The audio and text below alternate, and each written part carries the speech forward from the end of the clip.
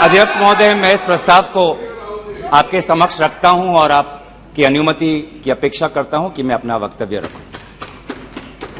अध्यक्ष महोदय, मैं सबसे पहले आपका आभार प्रकट करता हूं कि आपने इंडिया अलायंस के इस अविश्वास प्रस्ताव को आपने स्वीकार किया।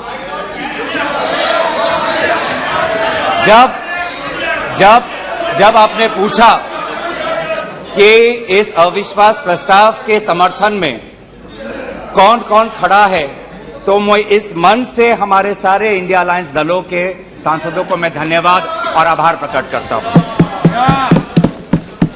सर, ये अविश्वास प्रस्ताव हमारी मजबूरी है। ये हमारी मजबूरी है कि हम अविश्वास प्रस्ताव हमें लाना पड़ा, क्योंकि ये बात कभी भी संख्या की नहीं थी। ये बात हमेशा इंसाफ की थी, मणिपुर के इंसाफ की थी। आप पहले प्रस्ताव रख दो। आप पहले सर, प्रस्ताव मैंने आपसे अनुमति मांगा, मैं प्रस्ताव आगे करता हूं। मैं शुरुआत में उनकी अनुमति मांगी। ये इंसाफ मणिपुर की है, मणिपुर के लिए है। इंसाफ है। मैं पढ़ूं महोदय, मैं निम्नलिखित प्रस्ताव पेश करता हूं कि ये सभा मंत्रिपरिषद में विश्वास का भाव व्यक्त करती है। सर, अध्यक्ष महोदय, ये अविश्वास प्रस्ताव मणिपुर के लिए हम लाए हैं, इंडिया अलायंस, क्योंकि मणिपुर आज इंसाफ मांगता है। मणिपुर का युवा इंसाफ मांगता है, मणिपुर की बेटी इंसाफ मांगती है, मणिपुर के किसान इंसाफ मांगते हैं, मणिपुर के छात्र इंसाफ मांगते हैं। और मार्टिन लूथर किंग ने कहा है कि अगर कहीं भी नाइंसाफी हो तो वो हर जगह के लिए इंसाफ का खतरा बन सकता है। Injustice anywhere is a threat to justice everywhere. तो ये जो घटनाएं मणिपुर में हो रही है, इसको ये हम ना समझे कि उत्तर पूर्वांचल के किसी कोने में हो रहा है। ये भारत में हो रहा है सर। अगर मणिपुर जल रहा है तो भारत जल रहा है। अगर मणिपुर में आग लगी है तो भारत में आग लगी है। अगर मणिपुर विभाजित हुआ है तो भारत विभाजित हुआ है। तो आज हम सिर्फ मणिपुर की बात नहीं कर रहे, हम भारत की बात कर रहे हैं। सर, हमारी मांग स्पष्ट थी कि देश के मुखिया होने के नाते प्रधानमंत्री सदन में आए, अपनी बात रखे, अपनी संवेदना प्रकट करे और उस पर सारे पार्टी समर्थन दे और मणिपुर को एक संदेश जाए कि इस दुख की घड़ी में पूरा सदन मणिपुर के साथ है, हम मणिपुर में शांति चाहते हैं। यह हमारी अपेक्षा थी, यह हमारी अपेक्षा थी।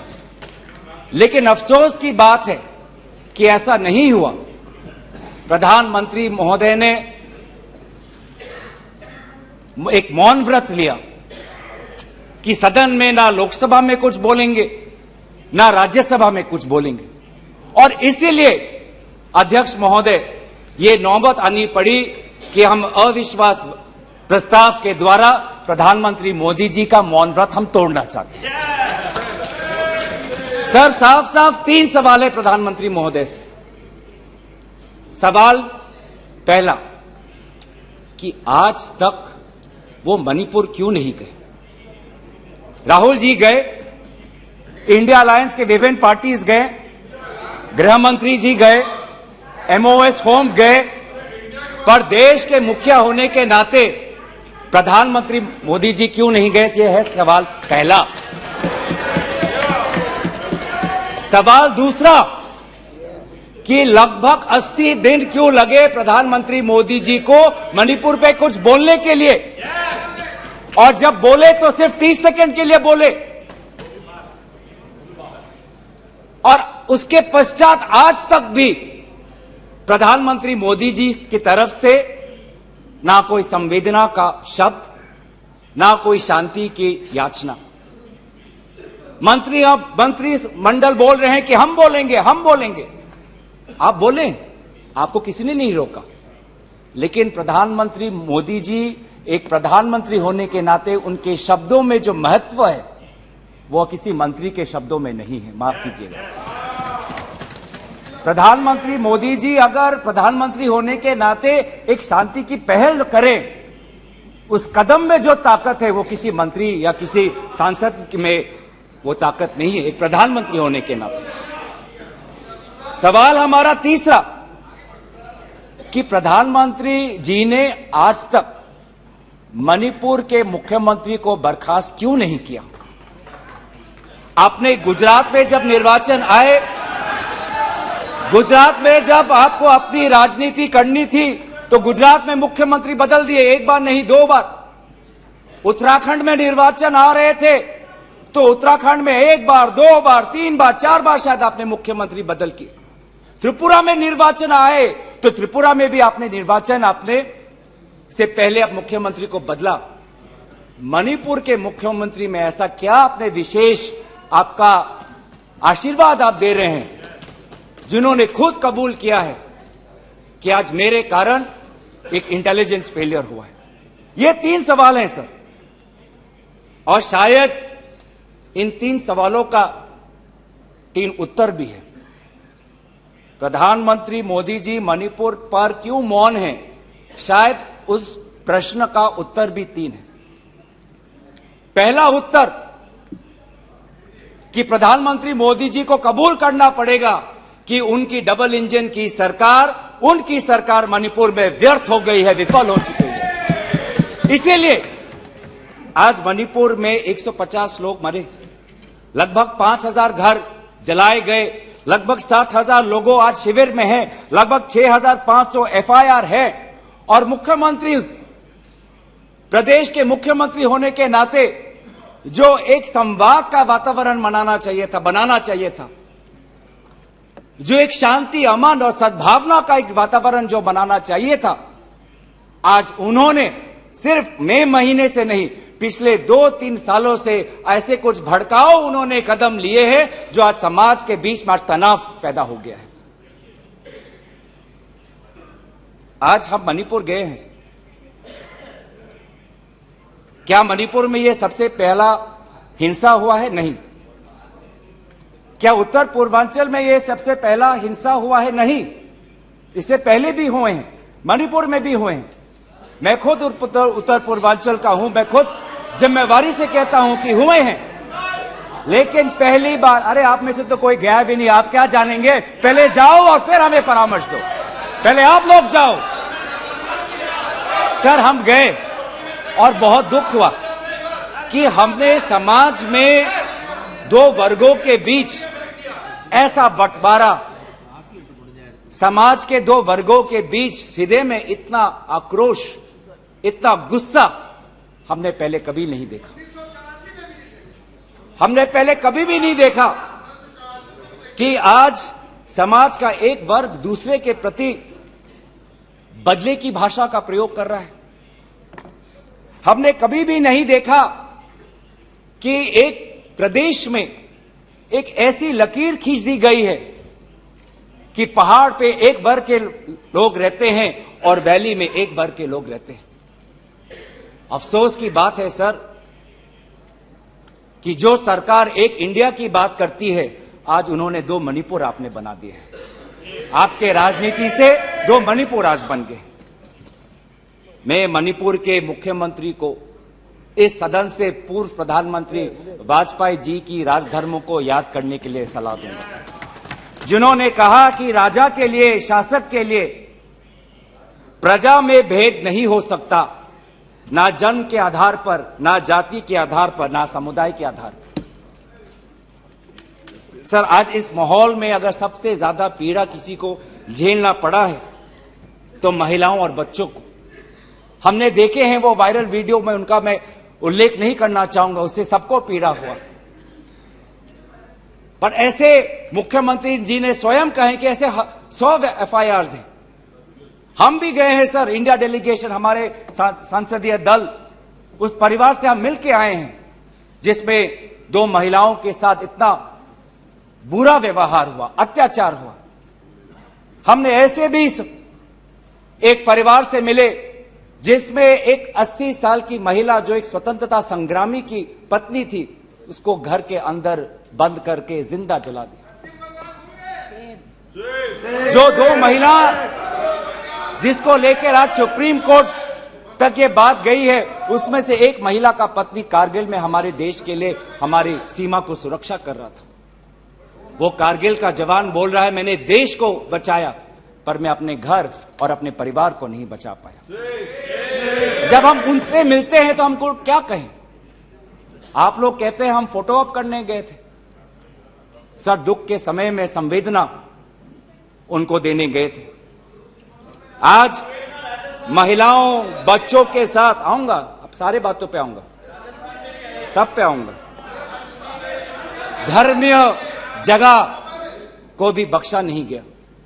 धर्मीय अनुष्ठान पर भी आज भीड़ घुसी और उसका असम्मान किया। आज इंटरनेट नहीं है।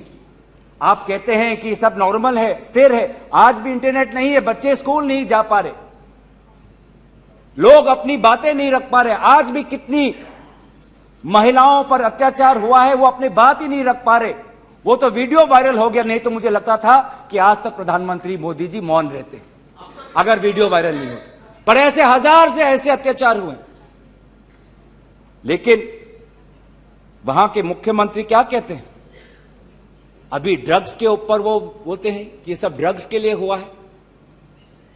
अध्यक्ष महोदय, बहुत गंभीर पूर्वक मैं ये बात अपने आपके समक्ष सदन में रख रहा हूं कि मणिपुर के मुख्यमंत्री के कार्यालय से जब एक ड्रग माफिया के बड़े नेता को वहां की पुलिस ने पकड़ा तो मुख्यमंत्री के दफ्तर से फोन गया कि उस ड्रग के माफिया को बचाओ, रिहा करो।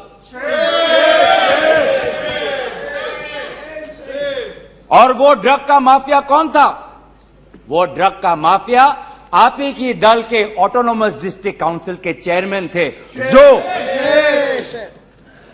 वहां पे जब इटोचा सिंह को पकड़ा गया, लोयांग नांगबंग इटोचा, जब इस व्यक्ति को पकड़ा गया तो मुख्यमंत्री के दफ्तर से फोन गया कि इसको रिहा करो।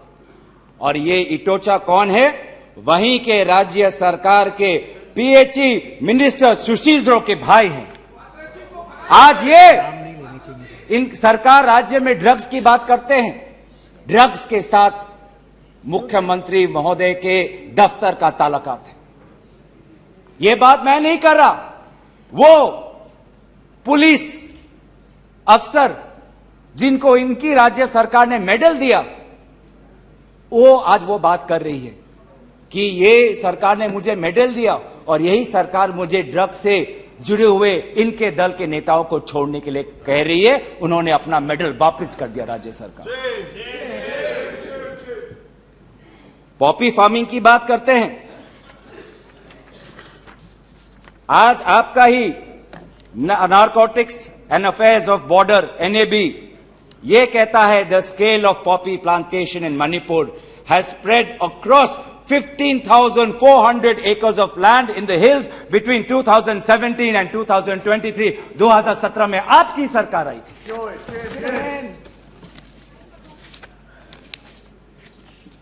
आज इंडियन फॉरेस्ट सर्वे रिपोर्ट 2021 में कहता है that within 2 years time the forest area of Manipur has decreased by 248.63 square kilometers। ये आपके सरकार के नजर के सामने वहां के जंगलों को काटा जा रहा है और पॉपी फार्मिंग को बढ़ावा दिया जा रहा है। गृह मंत्री ड्रग्स को लेकर बार बार वक्तव्य देते हैं, लेकिन गृह मंत्री महोदय आपको भी पता है कि पिछले 5-6 सालों में ड्रग्स की ये समस्या कमी नहीं, थमी नहीं, बढ़ती जा रही है। लगभग 2017 में एनसीआरबी का डेटा है 1113 केसेस, 2021 में 3611। तो ड्रग्स की समस्या आज बढ़ती जा रही है। तो कहीं ना कहीं प्रधानमंत्री जी चाहते हैं कि वो मौन रहे ताकि उनकी राज्य सरकार की छवि धूमिल ना हो, क्योंकि उनको छवि से लगाव है। चाहे लोगों पे अत्याचार हो, ड्रग्स की समस्या बड़ी हो, ये उनके लिए महत्व नहीं रखता। पर जैसे कि मैंने कहा कि उनके मौन रहने का कारण 3 है, अभी तो मैंने सिर्फ एक कारण का उजागर किया।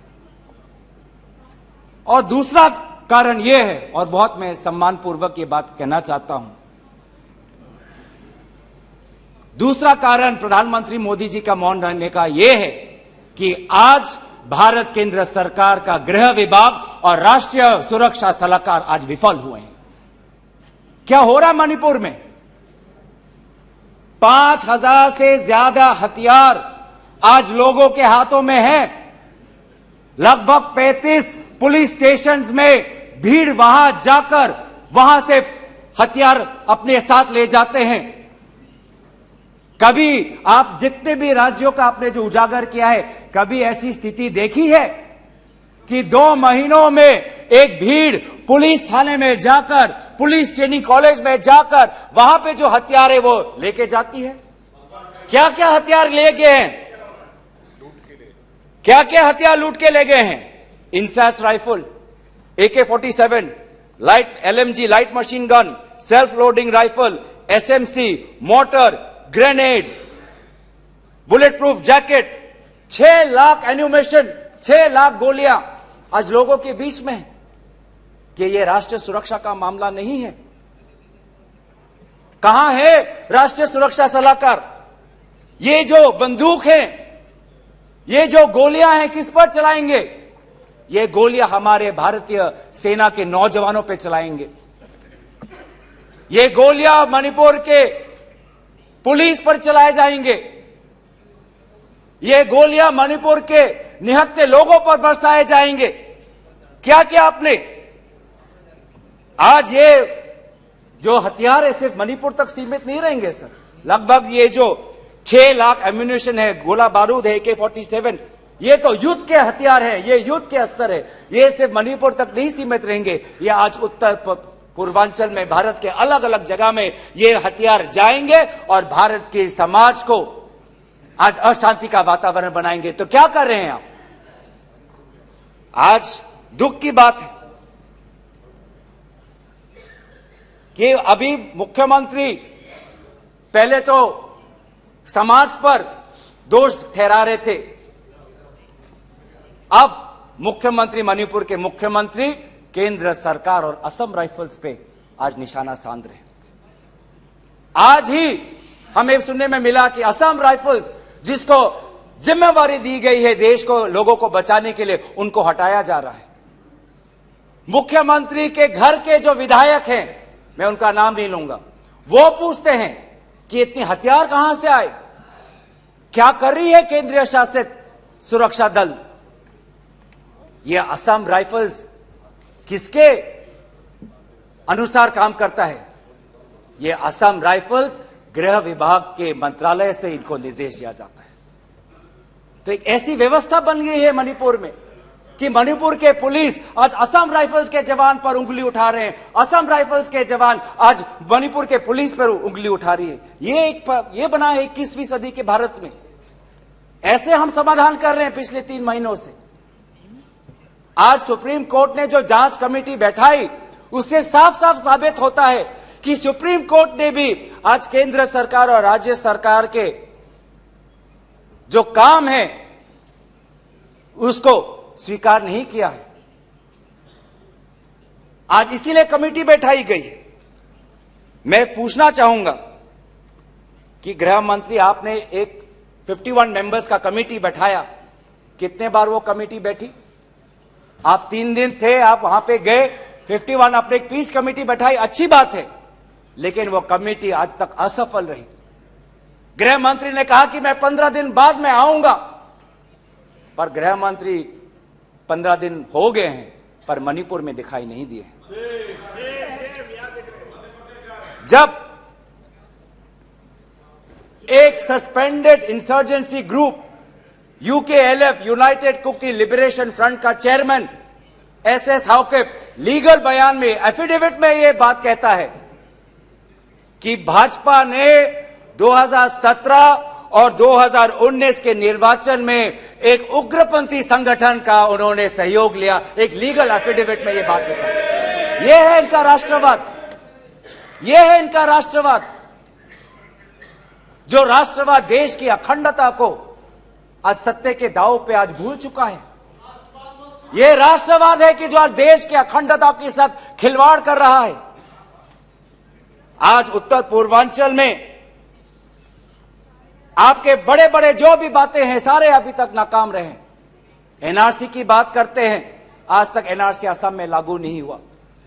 सीएए की बात करते हैं, ऐसा एक माहौल वहां पे हुआ कि पूर्व जापान के प्रधानमंत्री असम नहीं जा पाए।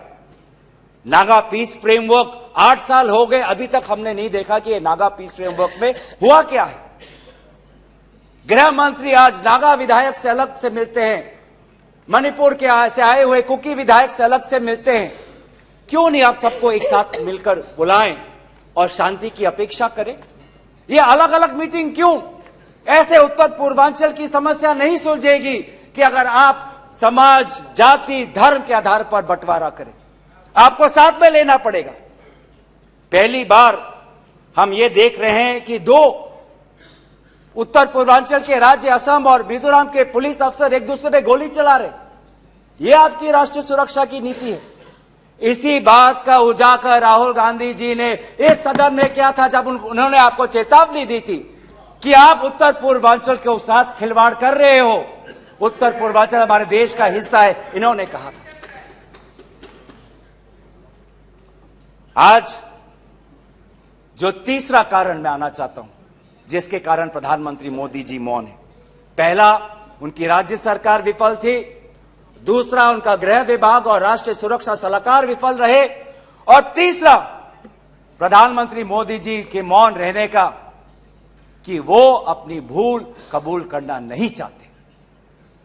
अगर वो बोले तो कि उनकी चूक हुई है राज्य सरकार से, तो ये भूल वो कभी जनता के सामने कबूल नहीं करना चाहते, मौन रहना पसंद करते हैं। और ये पहली बार नहीं हुआ है। ये पहली बार नहीं हुआ है जब भारत के स्वर्ण पदक लाने वाले कुश्ती के महिला खिलाड़ी जब सड़क पे जब विरोध कर रहे थे तो प्रधानमंत्री मौन थे। जब 750 किसान आंदोलन पे उनकी जीवन गई, बलिदान दिया, शहीद हुए तो प्रधानमंत्री मौन थे। जब 2020 में दिल्ली में रायट्स हुए, दंगे हुए, पर विदेश के एक सरकार के नेता आए थे, उस समय भी प्रधानमंत्री मौन थे। जब अडानी पर इसी सदन में राहुल गांधी जी ने प्रधानमंत्री मोदी जी से सवाल किया कि कितने बार अडानी जी एक विशेष कंपनी को प्रधानमंत्री के साथ जाने पर उनको सुविधा हुआ तो प्रधानमंत्री मोदी जी मौन थे। जब हम बार बार पूछते हैं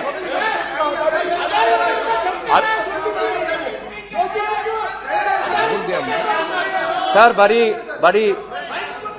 बड़ी आश्चर्य की बात है कि सर कि अभी तक मैंने प्रधानमंत्री का नाम लिया, अभी तक मैंने मुख्यमंत्री का नाम लिया, अभी तक मैंने गृह मंत्री का नाम लिया, अभी तक इन उनकी तरफ से विरोध नहीं आया। लेकिन जब एक विशेष कंपनी के मालिक का नाम लिया तो ये सारे मंत्री और सांसद खड़े हो गए।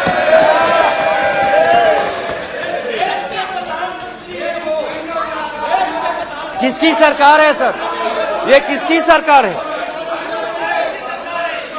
जब चीन पर हमने सवाल किया, चीन पर आप पूछे, मैं चीन पर आता हूं। जब चीन पर हमने सवाल किया कि चीन हमारे सीमा के अंदर कितने किलोमीटर पर है, तो प्रधानमंत्री मोदी जी मौन रहे।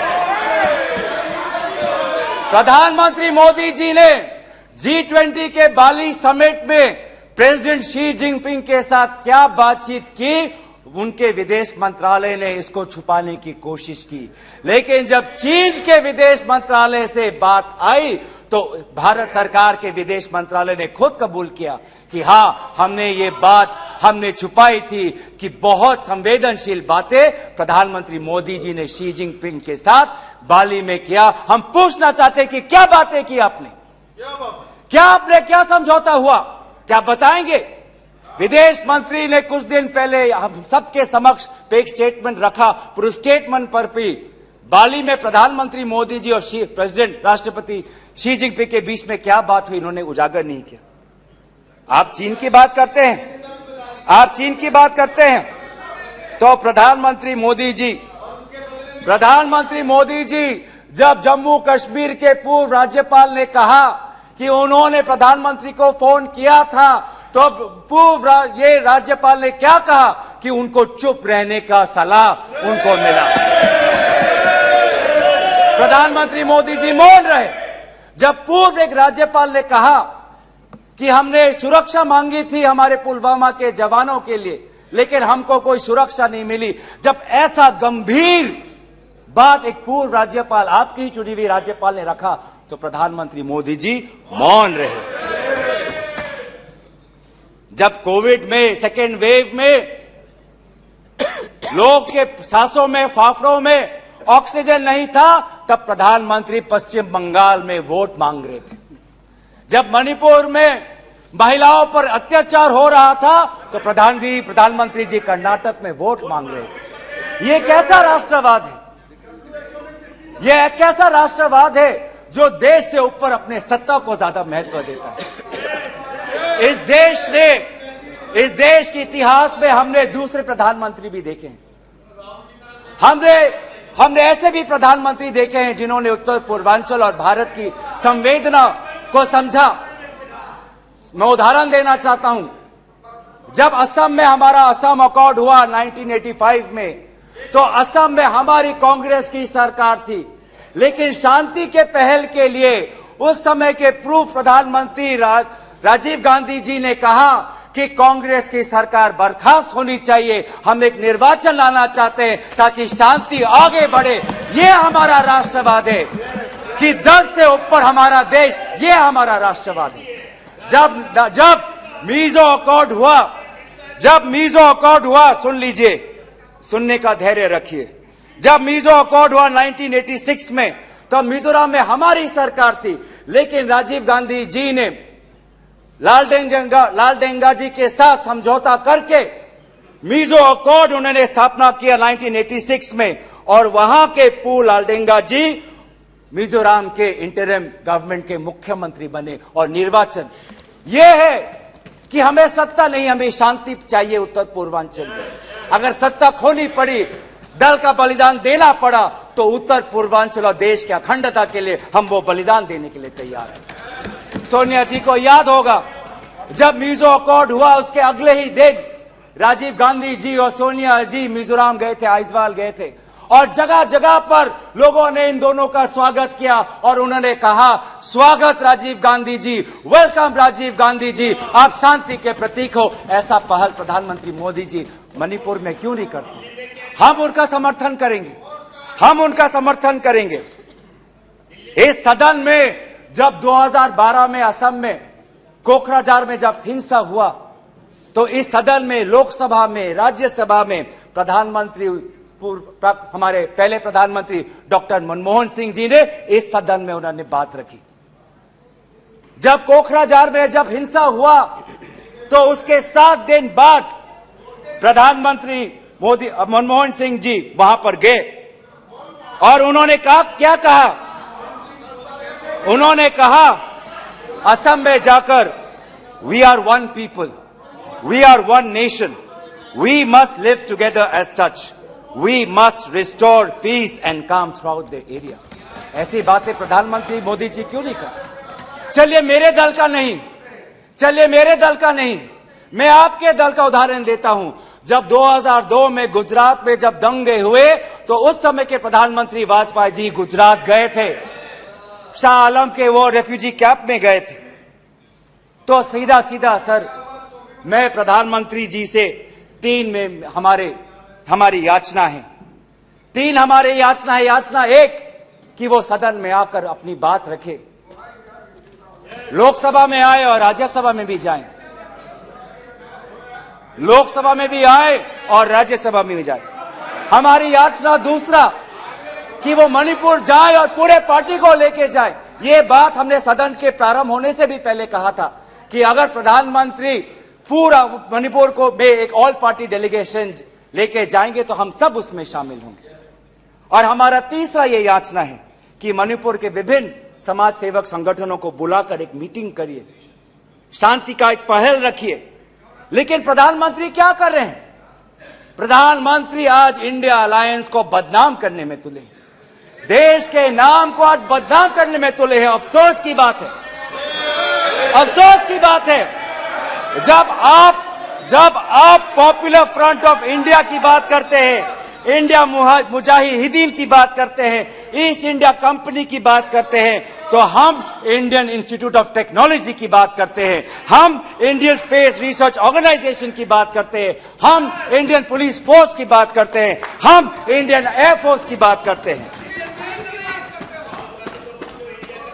आप जब इंडिया को बदनाम करते हैं तो हमें तो भारत का तिरंगा दिखता है, जहां पे गेरुआ है, सफेद है, हरा है और बीच में अशोक का चक्र है। आज नफरत एक हथियार बन चुका है, नफरत एक हथियार बन चुका है वोट जीतने के लिए।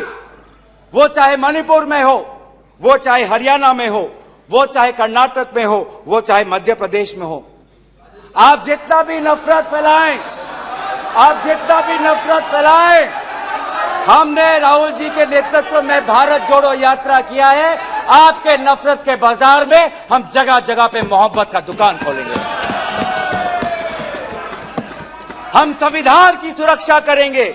Our constitution that talks about equality, liberty, justice, fraternity, हम इस संविधान के आदर्शों की हम सुरक्षा करेंगे।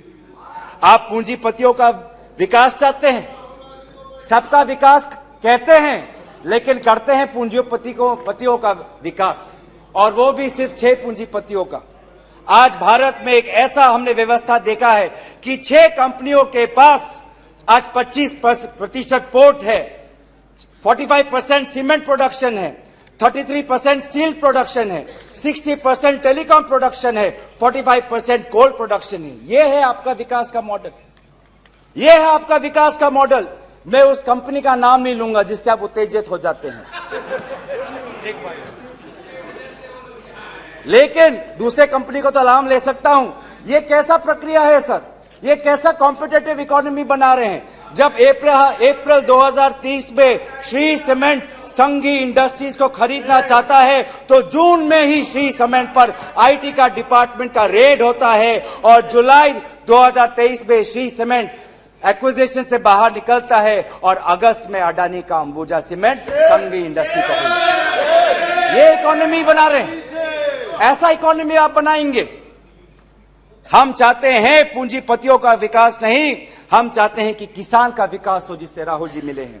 हम चाहते हैं वो मैकेनिक का विकास हो जिससे राहुल जी मिले हैं। हम चाहते हैं वो फैक्ट्री वर्कर का विकास हो जिससे हमारे पास आते हैं, वो स्मॉल बिजनेस, वो ट्रेडर्स जो हमारे पास आते हैं, हम उनका विकास चाहते हैं। आप गरीबों की बात करते हैं, आपने गरीबों के साथ विश्वासघात किया है। आज टमाटर 2050 केजी में, पेट्रोल 102 लीटर का, एलपीजी 1200 रुपए सिलेंडर का, मिल्क आज दूध के दाम पे। आपको इकोनॉमी की बात करते हैं, लार्जेस्ट फास्टेस्ट ग्रोइंग इकोनॉमी की बात करते हैं, जाइए ये भाषा उस आजाद मंडी के उस आदमी के सामने वो रखिए जिसके आंसू आज पूरे देश ने देखा है, जो कहता है रो रो के कि मेरे पास पैसा नहीं है। ये जीडीपी और फास्टेस्ट ग्रोइंग इकोनॉमी की बातें उनको समझाइएगा। आजादपुर मंडी में राहुल जी गए, आप किसान की बात करते हैं, आपके डेटा में आज हमको मिला है कि लगभग 10,000 किसानों ने आत्महत्या कर दी है, जिसमें से किसान है, श्रमिक है, कल्टीवेटर्स है। ये है पार्लियामेंट में आज उत्तर आता है कि एमजीएनरेगा में 5 करोड़ लोगों को आज एमजीएनरेगा से बाहर कर दिया है। ये आपका विकास है?